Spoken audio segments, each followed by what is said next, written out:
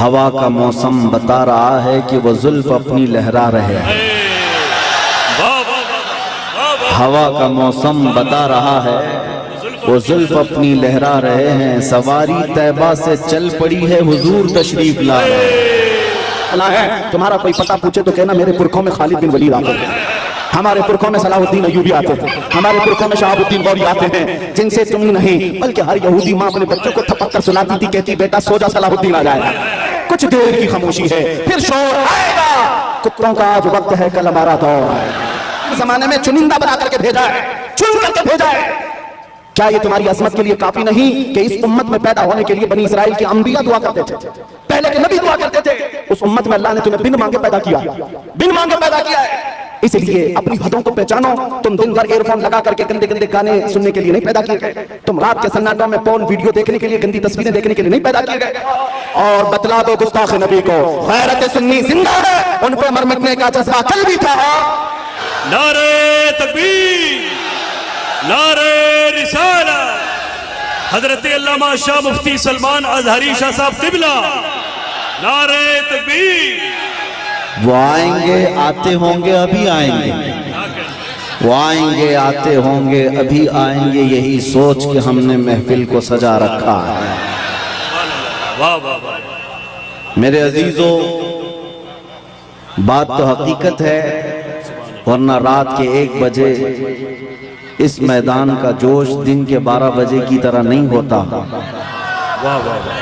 میں اکثر کہا کرتا ہوں سنیوں کے جلسوں کو دیکھ کر نیتا لوگوں کو یہ سمجھ میں آ جانا چاہیے کہ ہر مجمع 100-200 روپے کے لیے نہیں جمع ہوتا ہے۔ ہمارے مجمع وہ ہیں جہاں 100-200 کے لیے نہیں، اپنی گردن حضور کی بارگاہ میں پیش کرنے آتے ہیں۔ ہم تو اپنی زندگیوں کے نذرانے لے کر بارگاہ مصطفیٰ میں آتے ہیں۔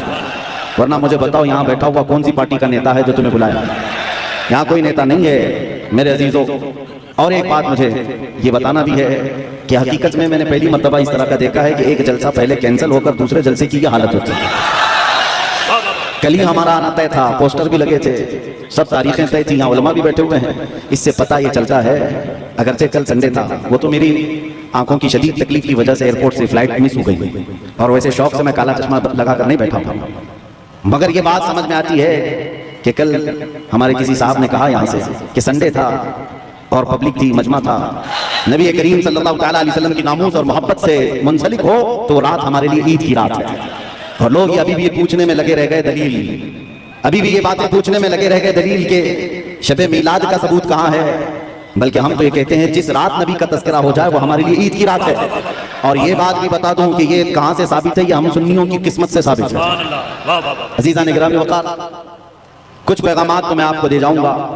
آپ رات کے اتنے وقت تک یہاں پر انتظار کر رہے ہیں، بہت سارے کھڑے ہیں، بہت سارے دبے ہیں، جس حالت میں بھی ہیں، لیکن اتنا میں ضرور چاہوں گا کہ جانے سے پہلے یہاں اگر کوئی 80 سال کا بوڑھا بھی ہو تو 25 سال کا بن کر کے ضرور جائے، اس لیے کہ محمد کے غلاموں میں بڑھاپا آ نہیں سکتا علیہ الصلوۃ والسلام۔ میرے آقا صلی اللہ علیہ وسلم کی غلامی جس کے گلے میں ہے وہ کبھی اپنی طاقت کی طرف نہیں دیکھتا، وہ گنبد خضرا کی طرف دیکھتا ہے۔ اسی لیے میرے عزیزوں، جوانی تمہارے اندر ہمہ وقت رہے، لیکن چیخ پکار کرنے کے لیے نہیں، اپنے ایمان پر استقامت کے ساتھ کھڑے رہنے کے لیے۔ تمہاری جوانی ہو اپنے دین پر قائم رہنے کے لیے اور اپنے نبی کی عظمت کا جھنڈا بلند کرنے کے لیے۔ پھر دیکھنا وہ وقت آئے گا جو خوف و ہراس کا ماحول تمہارے درمیان میں ہے وہ کیڑے مکوڑوں کے اندر چلا جائے گا۔ اور ویسے بھی آج ہی کی بات ہے کچھ پاکنڈیوں کو دلی کی سرزمین پر پردرشن کرتے ہوئے دیکھا۔ میرے عزیزو، یہ بار بار کی بات ہے، کچھ لوگ آئے وہاں پردرشن کرتے ہوئے، انہوں نے یہ اعلان کیا کہ میوات میں نوح میں جو فسادات ہوئے مسلمانوں نے ایسا کیا ویسا کیا، اور پھر ان کے جو وہ بڑا پاکنڈی ہے کئی 6 مہینے کے بعد جو باہر آتا ہے، اس نے کہا کہ بار بار میں ایک جملہ سنتے آ رہا ہوں اس پاکنڈی سے، آج پھر نیوز بائٹ نے یہ کہا کہ 2029 میں دیکھنا یہاں کا پردھان منتری مسلمان ہو جائے گا۔ یہ ہماری بات نہیں ہے، ہماری بات نہیں۔ تمہارے سینے میں جو خوف ہے وہ تمہیں ستا رہا ہے، تمہارے دل میں جو ڈر ہے وہ تمہیں خوف و ہراس میں مبتلا کیا ہے۔ ایک بات بتاؤ اے سنیوں، موب لنچنگ کس کی ہوتی ہے؟ ہماری ہوتی ہے نا۔ مارے ہم جاتے ہیں، کاٹے ہم جاتے ہیں، ہر جگہ توڑے جاتے ہیں، ہم لوگوں کو آج تک 70 سال سے فٹ بال کی طرح تم کھیلتے آئے ہو، ہماری پوری جماعت کو ٹکڑوں میں تم نے تبدیل کر رکھا ہے. ہمارے پاس قیادت نام کی چیز نہیں رہ گئی، سیاست میں ہمارا نام نہیں رہ گیا، کچھ نہیں ہے اس جماعت کے پاس. سپریم کورٹ کے ریٹائرڈ ججز کہتے ہیں کہ مسلمانوں کی حالت ہندوستان میں دلت سماج سے بھی نیچے آ چکی ہے. پھر میں پوچھتا ہوں جب ہم اتنے ٹوٹے بکھرے غریب ہیں تو یہ دجالی میڈیا میں 24 گھنٹے ہم کیوں ہیں؟ سارا ڈیبیٹ ہم پر کیوں ہوتا ہے؟ سارا ڈیبیٹ ہم پر کیوں ہوتا ہے؟ سب کے نشانے پر ہم کیوں ہیں؟ میرے عزیزوں، کیا یہ عقل میں آنے والی بات نہیں ہے تمہاری؟ تم سوچتے نہیں اگر ہم کچھ نہیں ہیں تو ذکر اتنا کیوں ہے؟ جو کچھ نہیں ہے اس کا ذکر ہونا ہی نہیں چاہیے. ایک طرف تو تم کہتے ہو ان کی تعداد بہت کم ہے، یہ ٹوٹے بکھرے ہوئے ہیں، پنچر پتر نام سے بھی تم پکارتے ہو، لیکن پوری اتنی بڑی میجورٹی قوم کو اگر کسی قوم سے ڈراتے ہو تو ہم ہی ہیں. تمہارے پاس ڈرانے کے لیے کوئی اور طاقت نہیں، مسلمانوں کو لے کر ڈراتے ہو. میں ایک بات بتاتا ہوں، تمہیں نہیں پتا ہے نوجوانوں تمہارے پاس کیا ہے، کتوں کو ضرور پتا ہے. تمہیں نہیں پتا ہے تمہاری قوت کا عالم کیا ہے، اس لیے کہ برسوں تمہاری صحبت خراب ہوئی، اس وجہ سے تم نے اپنے اسلاف کی تاریخ بھلا دی. حقیقت میں تم کس بزرگ کی اور کون سے تمہارے اسلاف تھے جن کے تم اخلاف بن کر کے آج زمین پر چل رہے ہو، تمہیں پتہ ہی نہیں تاریخ، لیکن ان کو ضرور پتا ہے. اقبال نے 100 سال پہلے یہ بات کہی تھی، ان کا یہ جو ڈر ہے وہ ایسے ہی نہیں ہے، کچھ بات تو ہے کہ مٹتی نہیں ہستی ہماری. صدیوں رہا ہے دشمن دور زماں ہمارا، توحید کی امانت سینوں میں ہے ہمارے، آسان نہیں مٹانا نام و نشاں ہمارا. یونان و مصر روما سب مٹ گئے جہاں سے، باقی مگر ہے اب تک نام و نشاں ہمارا. نعرے تکبیر، نعرے رسالت، خواجہ کا ہندوستان. کاش یہ نوجوان مسلمان سمجھ جاتے کہ ہماری اپنی طاقت، ہماری اپنی حیثیت کیا ہے. تمہارا ایک ہی تعارف میں بتاتا ہوں، اپنا کسی سے انٹروڈکشن کرانا تو اس بات سے کرانا جو اقبال نے کہا تھا، آبروئے ماں زنام مصطفیٰ است. ہم سب کی عزت و آبرو مصطفیٰ کے نام سے ہے. ہم ان کے دربار کے غلام ہیں، ہم ان کے دربار کے ادنا خادم ہیں، اور ہمارا سب کچھ اس دربار سے وابستہ. یہی ہماری ویلیو ہے، یہی ہماری حیثیت ہے. اور اگر تم اپنا الگ الگ انٹروڈکشن کراؤ گے، تمہاری پیشانیاں گھس جائیں، تمہاری زندگیاں ختم ہو جائیں، تب بھی تمہارا نام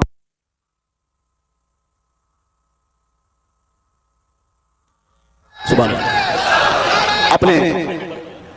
اپنے متعلق خود کے نام سے اگر کوئی کہتا ہے میں اپنی زندگی میں میرے باپ سے، میرے چاچا سے، میرے دادا سے، فلاں سے اتنا بڑا بن گیا، وہ بہت جلدی ختم ہو جاتا ہے. لیکن جو حضور پاک کے قدموں سے عزت پاتا ہے وہ صبح قیامت تک روشن رہتا ہے. آبروئے ماں زنام مصطفیٰ، ہم سب کی عزت آبرو مصطفیٰ کے نام سے ہے. اور جس دن تم اس عظیم مقصد کے لیے سیریس ہو گئے، حساس ہو گئے، دوسرے مسئلوں کو چھوڑ دو لیکن میرے نبی کی عزت کا مسئلہ اہم ہے، اس دن یاد رکھنا مولا کریم بھی تمہاری عزت کو نیچے آنے نہیں دے گا.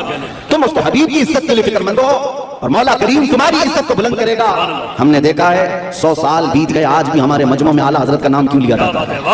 ہاں، ان کا نام کیوں پکارا جاتا ہے؟ ہر جگہ عشق محبت، اعلیٰ حضرت، اعلیٰ حضرت. کیوں؟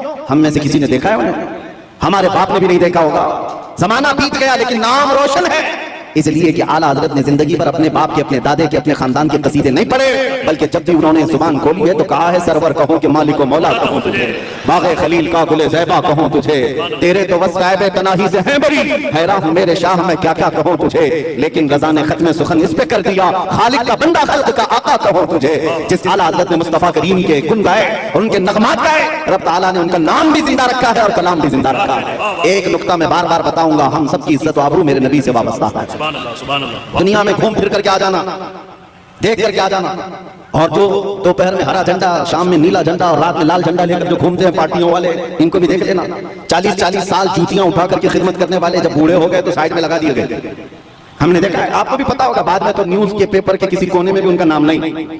40 سال 45 سال کسی پارٹی کے لیے وقت کر دیا، بڑھاپا آیا تو سائڈ لگا دیا گیا. اب نئی دنیا ہے، نئے نوجوان ہیں. یہ دنیا یہی ہے، شہد دکھا ہے زہر پلا ہے. لیکن میرے عزیزو ایک بات یاد رکھو، نبی کریم صلی اللہ تعالیٰ علیہ وسلم کی غلامی میں جو جتنا بوڑھا ہوتا ہے اس کی عزت اتنی بڑھتی چلی جاتی ہے. یہاں بوڑھوں کو سائڈ نہیں لگایا جاتا.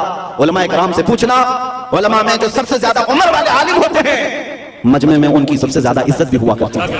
اسی لیے شروع ہی میں نے کہا محمد کے غلاموں میں بڑھاپا نہیں آ سکتا. رسول کریم صلی اللہ علیہ وسلم کی میں تمہیں بار بار یہ بتاؤں گا، جو تم چکا چوند کو دیکھ کر کے کبھی گمراہ ہو جاتے ہو، ان کے پیچھے بھاگ جاتے ہو، بالی ووڈ کو دیکھا، ہالی ووڈ کو دیکھا اور سمجھنے لگ گئے یہی سٹار ہیں. پوچھ لینا کل پرسوں کے سٹار کون تھے، آج کے کون ہیں. یہاں روز بدلتے رہ گئے، لیکن یہاں ہم نے دیکھا ہے 800 سال سے اجمیر کا سٹار آج بھی سٹار ہے. آج بھی وہ بادشاہ ہے، ہر ایک کے دل پر راج خواجہ کا ہے. یہ حضور پاک صلی اللہ علیہ وسلم کے نسبت سے آئی ہوئی غلامی پرانی نہیں ہوتی. ابھی محرم گزرا, گلی گلی کوچے کوچے میں اس حسین اعظم کا تذکرہ کیا کہ نہیں کیا؟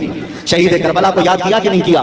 جبکہ تاریخ میں یہ بھی پتا ہے ان کے گھرانے کے 72 ان کے رفقا سب کو 72 لوگوں کو شہید کر دیا گیا, ٹکڑوں میں بدل دیا گیا. لیکن میرے عزیزو, طاغوتی طاقت و قوت کا مالک یزید تھا, باطل قوت پوری اس کے پاس تھی, مال دولت اس کے پاس تھا, سب کچھ تھا.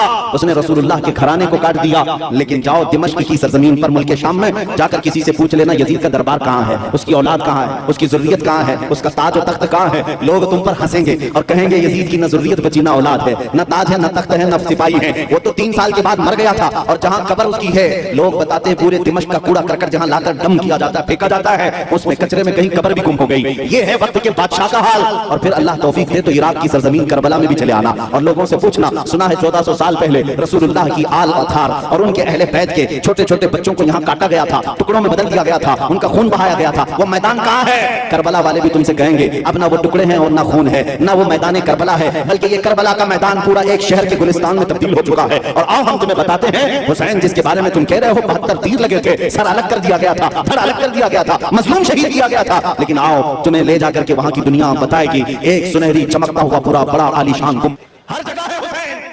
اس سے سمجھ میں آئی میرے بات عزیزان گرامی, زندگی یہ چلت پھرت اور تخت و تاج پر بیٹھ جانے کا نام نہیں ہے, اور نہ ہی موت کٹ جانے کا نام ہے. کٹ جانا بھی موت نہیں.